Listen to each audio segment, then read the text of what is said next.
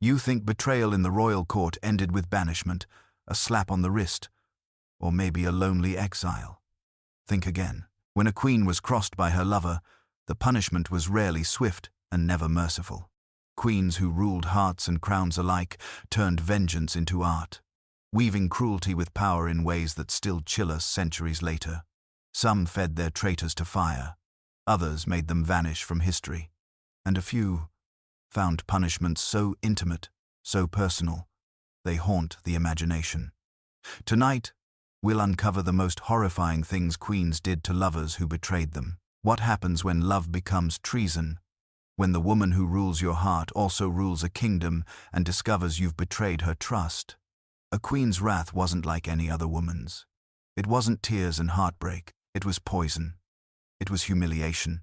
It was horror. Take Catherine de' Medici. Known as the Black Queen of France, she didn't just punish betrayal, she weaponized it. But here's the question. How do you punish a lover when killing him outright is too simple? Catherine was rumored to turn her private chambers into traps. Some lovers vanished quietly, their deaths declared illness. Others were paraded in disgrace, stripped of titles, wealth, and dignity. Imagine being the man who once held the queen at night and now couldn't walk through the court without whispers branding you cursed. And the cruelty didn't end there. Queens rarely acted in haste. What if the punishment was designed not to kill the body, but to break the spirit? Anne of Austria, mother of Louis XIV, would exile lovers into monasteries. One night you're in silk sheets, the next you're in a stone cell, condemned to a lifetime of silence. Can you picture that transformation? From the queen's favorite to a ghost who no one is allowed to touch or even name. Because here's the chilling truth. When a queen punished a lover, she wasn't just ending a romance, she was writing a warning. Every courtier, every noble, every rival watched. And they understood. To betray a queen wasn't to risk heartbreak.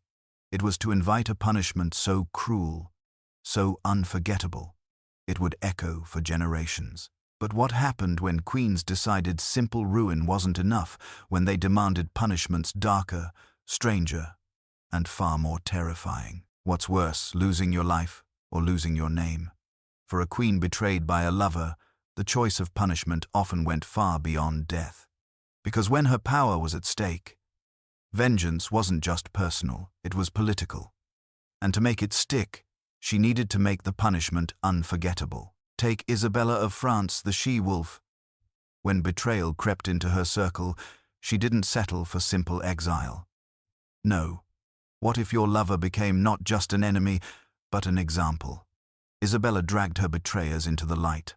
Some were humiliated, their reputations shredded in front of the very courtiers who once envied them. Others were executed in ways designed not just to kill, but to terrify. Can you imagine standing before a queen who smiles as she decides whether you live as a beggar or die as a warning? But here's the twist. Not all vengeance spilled blood. Some queens understood the horror of living death. What if the punishment was survival itself? A man once adored might wake to find his titles gone, his lands seized, his friends too afraid to speak his name. From silk to rags, from feasts to famine, his life became a haunting reminder that the queen's love was the only shield he ever had. Isn't that worse than the axe? Watching yourself decay while still alive? And then there was Catherine de' Medici, the queen who turned vengeance into art. What if every gift she gave could be your execution? She was rumored to lace gloves with venom, to perfume a room with poison, to pour powders that burned from the inside out. Her punishments weren't always quick. They were slow, drawn out, designed to make the victim feel dread with every breath. Imagine lying in bed, sweating, convulsing, knowing that the woman who once kissed you had poisoned you, and that your agony was her victory. Elizabeth I was no less cruel, though her tools were subtler. She understood humiliation was sometimes sharper than steel. What's more terrifying than knowing your queen isn't going to kill you, she's going to ruin you? Robert Devereux, once her darling, discovered this the hard way. Elizabeth stripped him piece by piece, his honors, his wealth, his pride. By the time she sent him to the block, he wasn't the man he had been, he was a broken echo. And the court understood. Betray her, And she won't just take your life, she'll take everything that made you someone. So here's the real horror. Queens didn't just punish betrayal. They made betrayal itself unforgettable. Every ruined lover was a lesson. Every whispered execution, every exile, every slow death in poison or shame was a story meant to outlive the man himself. But what happens when even that isn't enough? When a queen's rage grows too fierce, too consuming, that her vengeance can no longer be confined to locked doors, but erupts in public, shaking kingdoms, burning names into history forever. What if betrayal didn't just cost you your crown's favor, but your soul? Because when queens discovered treachery in their lovers, they didn't just punish. They created horrors designed to haunt, and their vengeance was always personal, always unforgettable. Take Isabella of Castile. We remember her as the architect of empire. But behind that iron gaze was a queen who knew betrayal all too well. What if betraying her didn't only mean your death, but the death of your bloodline? When her favorites crossed her, she didn't just remove them, she erased them. Lands stripped, families disinherited, children condemned to obscurity. Can you imagine watching your legacy vanish, not only your life, but your very name ripped from the future? That's a punishment no sword could deliver. Then there's Catherine de' Medici, the Black Widow of France. Ask yourself, what's more terrifying, a blade at your throat or poison in your veins? Catherine was infamous for her cabinet of poisons, powders, perfumes, gloves that could kill with a touch. Betray her in love, and death wouldn't come fast. It came slow. Picture it, days of convulsions, sweats, hallucinations, all while the court looked on and whispered. Did God strike him down? Or did the queen's kiss linger as venom? In Catherine's court, no one ever truly knew, and that was the horror. Elizabeth I took a different path. What if humiliation itself was the executioner? Robert Devereux, Earl of Essex, once her adored favorite, tested her patience too far. She didn't strike him down immediately. Instead, she stripped him bare in front of the world. Honors revoked, allies scattered, his pride shattered piece by piece, until the man who once thought he could command her found himself begging for scraps of mercy. Isn't that worse than the axe? To die already broken before the blade even falls. But here's where the nightmare deepens. What if your punishment wasn't death but erasure? Some queens chose to annihilate their betrayers, not just in body, but in memory. Portraits burned, records scratched, their existence rewritten as if they had never lived. Think of it, centuries later, we may not even know their names. Only whispers of ghosts who once dared to touch a queen. To be erased was the cruelest execution of all, because it killed not the man, but the story. And the punishments were never random. They were tailored. What if the queen knew your deepest fear and turned it against you? For some, it was silence. Betrayers who spoke too much were gagged, tongues cut out, left to rot, voiceless. For others, it was shame. A lover accused of betrayal might be stripped naked, mocked, paraded, reduced from a figure of envy to a cautionary tale. Isn't that more horrifying than any blade? To become the very joke of the court you once dazzled. Exile was another cruelty, one disguised as mercy. What if you woke up not in silk sheets but in a stone cell? Queens sometimes consigned their betrayers to monasteries, condemning them to years of silence and celibacy. No touch, no power, no voice. Just the echo of their own footsteps and the memory of a queen they could never escape. That's not banishment. It's a slow-motion execution. And here's the darker twist. Every punishment was theater. Queens didn't avenge themselves in private. They made sure the court was watching. Each ruined lover became a story. Each whispered death a warning. To betray a queen wasn't just dangerous, it was unforgettable. So ask yourself this. What happens when a queen's fury grows so fierce that her vengeance can no longer be contained in secret, when her wrath bursts into public view, shaking kingdoms, toppling reputations, and burning betrayals into the pages of history? What happens when a queen's private rage explodes into public vengeance? When punishment moves from the locked chamber to the open court, from whispers to spectacle? That's when betrayal becomes not just a personal tragedy but a national terror. Because when queens punished their lovers in public, they weren't only striking down a man, they were sending a message to the world. Betray me, and I will destroy you. Take Isabella of France, remembered as the she-wolf. Her betrayal by Edward II's favourites ignited a fury that tore England apart. What if the man who shared her bed or stood too close to her crown wasn't simply executed, but obliterated? The stories of Hugh Despenser the Younger still echo as some of the most brutal punishments in history. Stripped, mutilated, disemboweled. His screams carried through London not only as justice but as theatre. Can you imagine standing in that crowd, realizing this wasn't just punishment, it was a queen's wrath turned into spectacle? Isabella didn't just destroy her betrayer, she made him a living warning. But not every queen used blades and fire. Some turned to shame, a weapon sharper than steel. What if your punishment was to be made ridiculous before the world? At courts across Europe, betrayed lovers were paraded, mocked, stripped of dignity. Men once envied for their closeness to the queen were reduced to laughingstocks, their downfall carefully staged, so every whisper carried her vengeance farther. What could be more horrifying than dying not with honor, but as a joke whispered for generations? And then there was Catherine de' Medici. What if poison wasn't only a private tool, but a public performance? Rumors swirled that Catherine used her infamous flying squadron of female spies to entrap and expose men who dared to cross her. Betrayal wasn't punished with one dagger in the night, it was staged as scandal. Affairs revealed, reputations crushed, lovers turned against one another. Sometimes the poison wasn't in the cup. It was in the rumor Catherine released into the air. Isn't that the deadliest kind of vengeance, the kind that kills a man's reputation before it kills his body? Elizabeth I, too, knew how to make vengeance unforgettable. The fate of Robert Devereux, the Earl of Essex, wasn't just execution, it was humiliation played like a tragedy. What if the Queen, who once adored you, forced you to beg for your life in front of the very courtiers who envied you? Essex's downfall was staged in slow motion. His arrogance turned to groveling.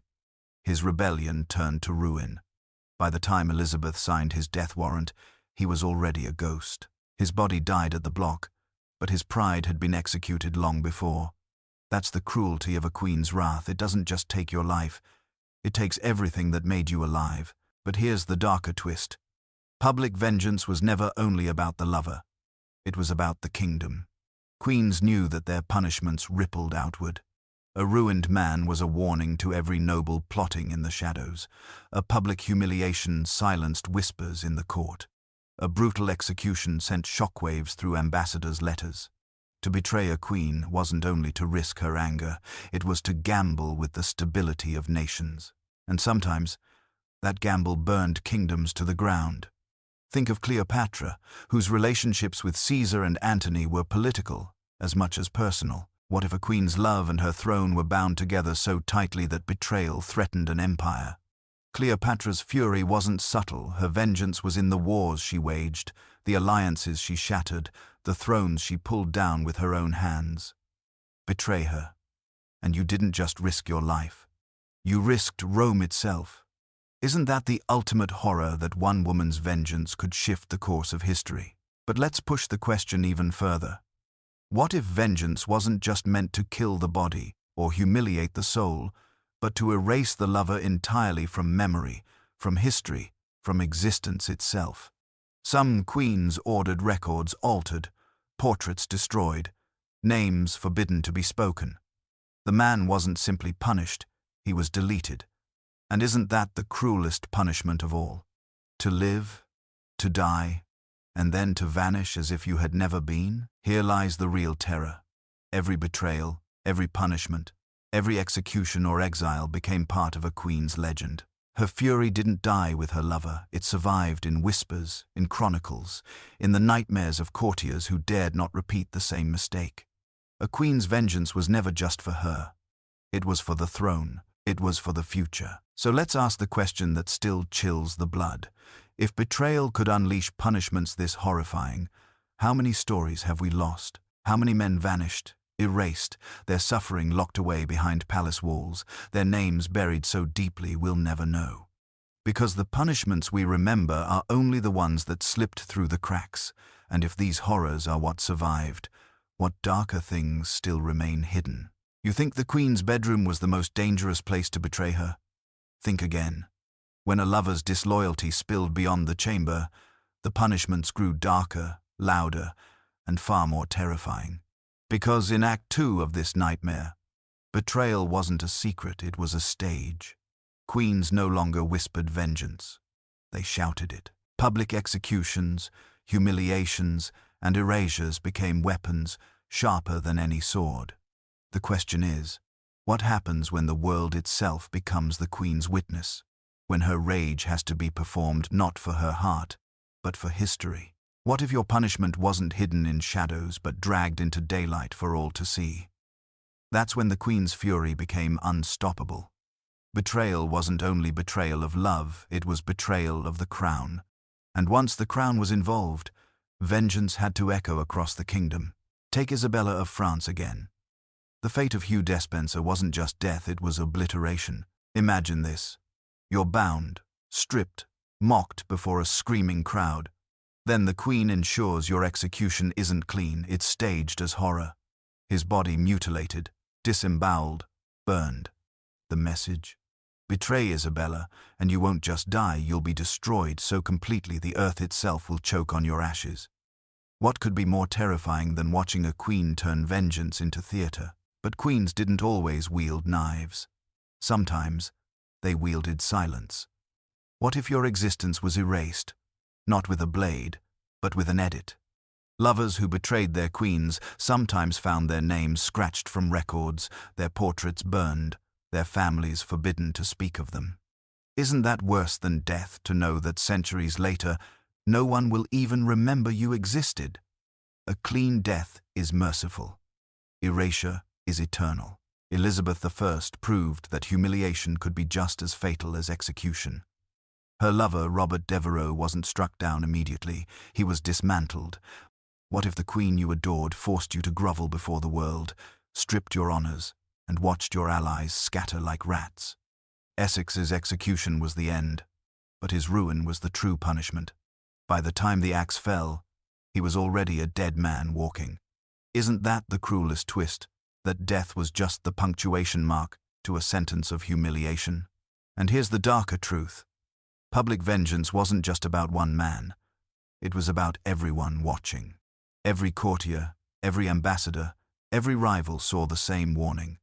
Betray a queen, and your end will not be private, it will be spectacle. The horror wasn't hidden, it was burned into memory. But what happens when vengeance itself grows too large?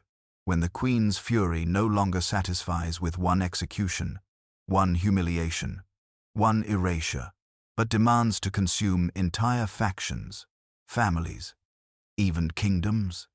That's when her private heartbreak becomes public terror, and that's where the story turns next. What if punishing one man wasn't enough? What if a queen's rage burned so fiercely that it swallowed not only the lover who betrayed her, but everyone connected to him?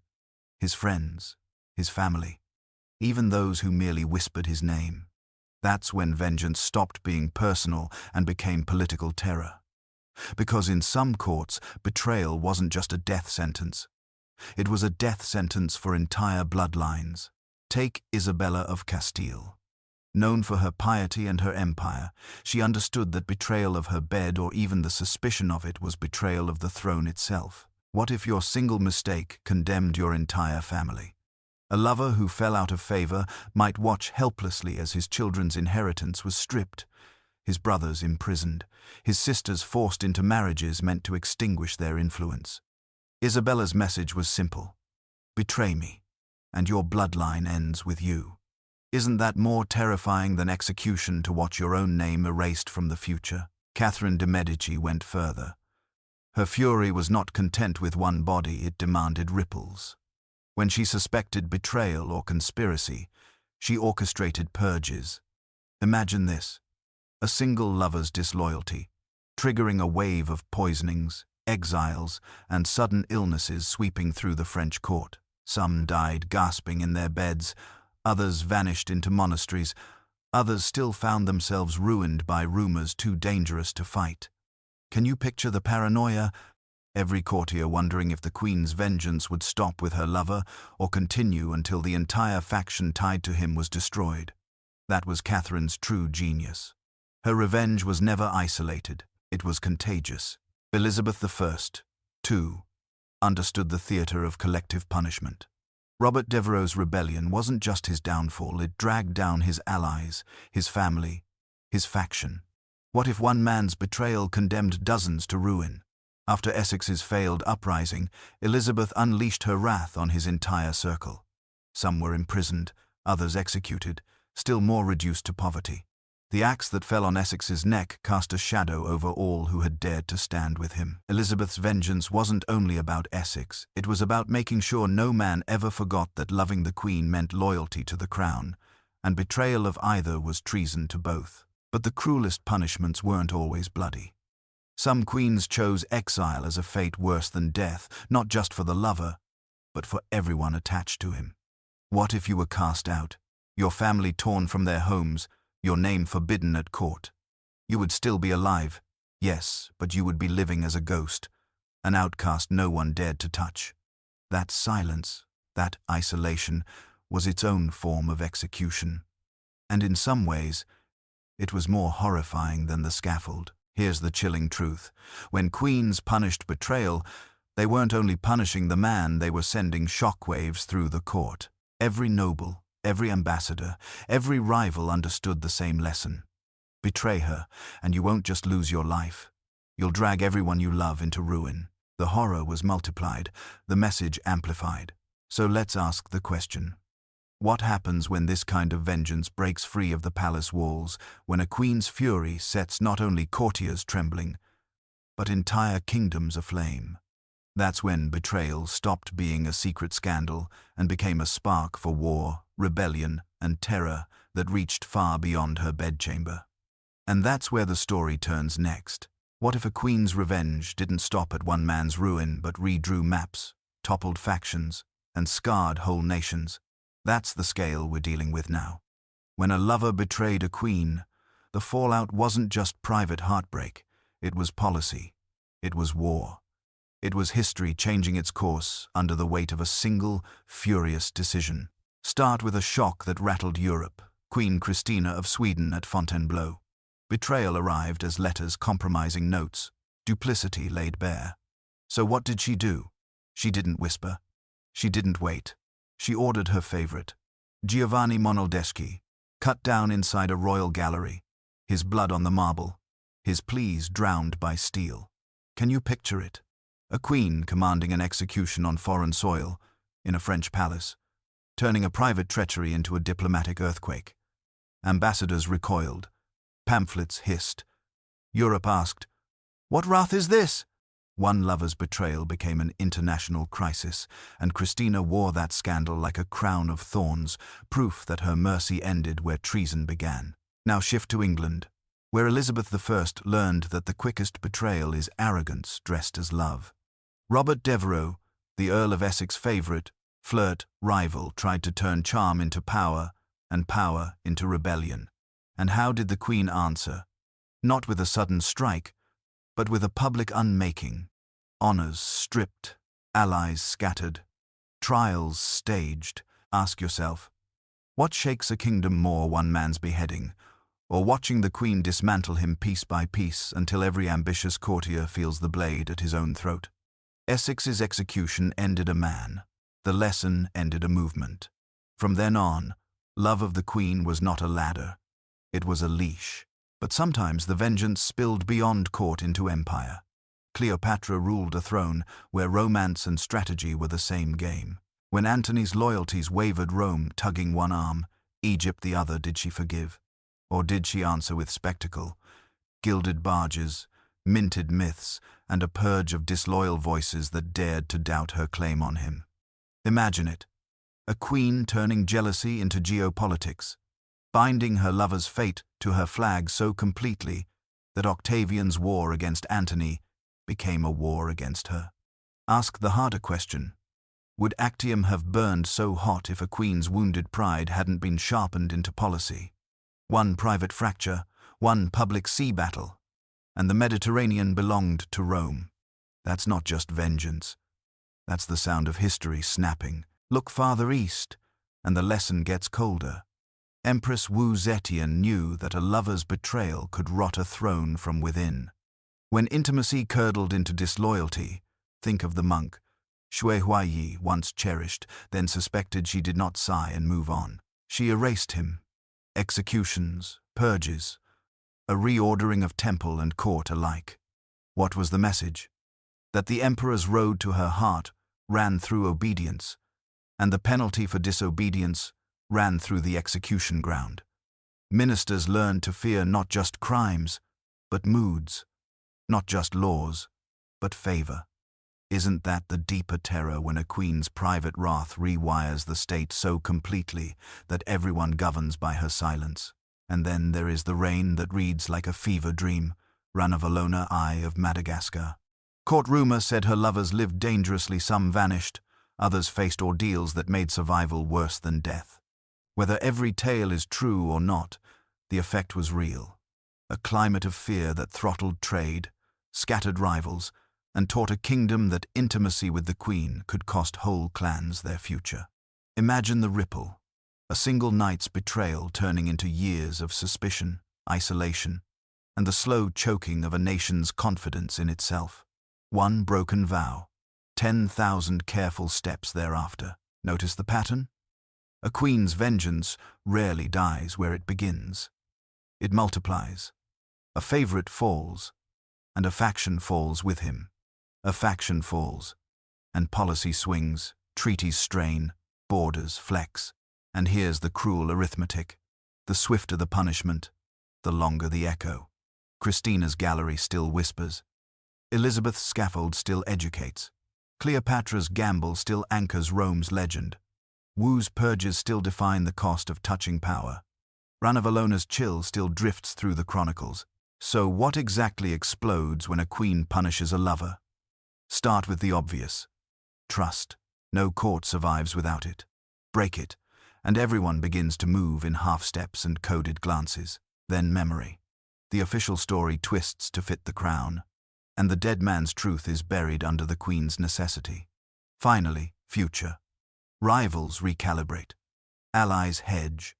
And the next great decision is made not on merit, but on fear of becoming the next example. Doesn't that sound like a kingdom governed by the ghost of a single kiss gone wrong? Here's the hardest question of all. Were these queens monstrous, or merely mirroring the world that made them? In courts where a woman's power was always on trial, didn't vengeance have to be loud to be believed? If a king could crush a traitor with ceremony, a queen had to crush a betrayer with legend. Something so unforgettable, it rewired the room for a generation. And if this is what happens when one heart breaks at the top of a pyramid, what happens when two do?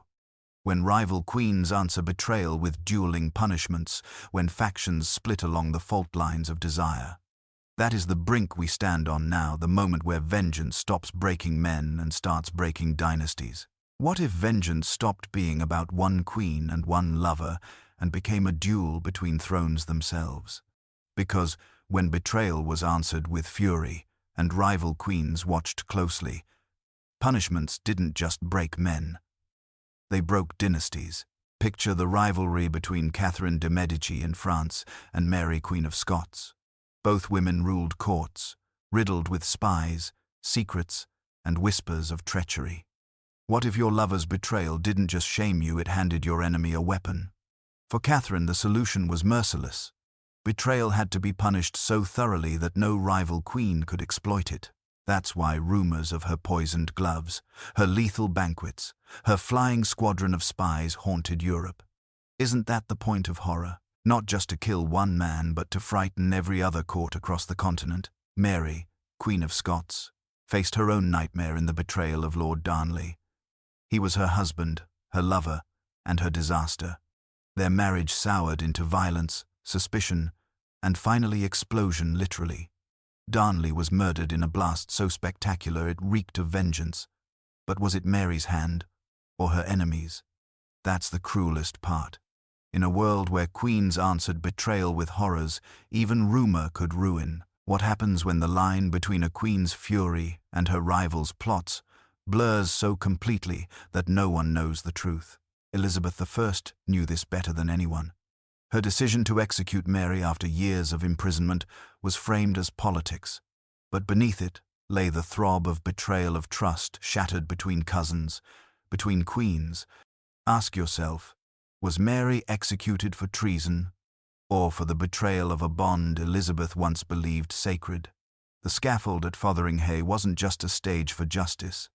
It was a battlefield between two women whose vengeance had finally collided. And the price wasn't one life, it was the unity of nations, split along the fracture line of their fury. Here lies the deeper horror. A queen's punishment of betrayal never stayed confined to the bedchamber. Once unleashed, it rolled outward like a plague. Lovers died, but so did alliances. Families fell, but so did treaties. How many wars began not with armies, but with broken hearts that demanded blood? So let's leave this question hanging in the smoke of execution pyres and whispered rumors. If the punishment for betrayal could topple men, families, and kingdoms, what happened when it became aimed not at the living, but at the dead? When queens punished not only the traitors who stood before them, but reached beyond the grave to torment their memory? What if death wasn't the end of punishment? What if a queen's fury reached past the grave, clawing at the memory of the lover who betrayed her, making sure even his ghost could not rest? Because for some queens, vengeance was never finished with blood. It demanded erasure, humiliation, and torment that lasted beyond life itself. Take Elizabeth I. When Robert Devereux, the Earl of Essex, lost his head on the scaffold, Elizabeth didn't allow his story to end there. What did she do? She ordered his properties seized, his allies dismantled, his reputation smeared until his name was synonymous with folly. Can you imagine it?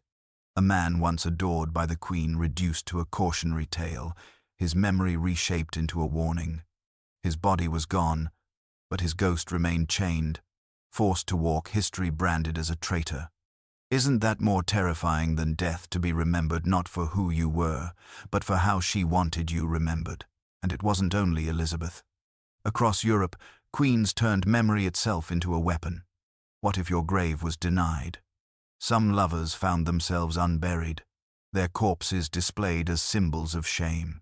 Others had their tombs destroyed, their names scratched from stone, their families forbidden to mourn. Isn't that a second execution?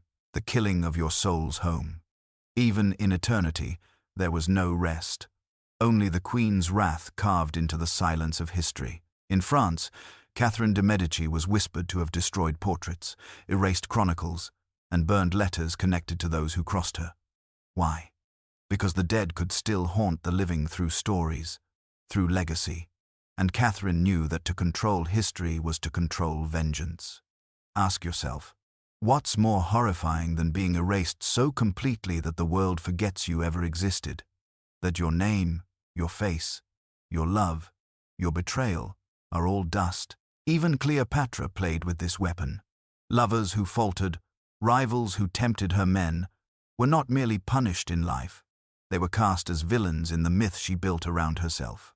What if your betrayal was immortalized not as truth, but as propaganda? Cleopatra's barge sails on in history, but her betrayers are shadows, faceless, nameless, proof that her story was the only one allowed to survive. Isn't that the cruelest fate, that the Queen not only takes your life, but decides how you will be remembered for eternity? Here lies the final horror. Betrayal of a queen meant you didn't just lose the present, you lost the future. No legacy, no peace, no voice. Death silenced your body, but the Queen silenced your memory.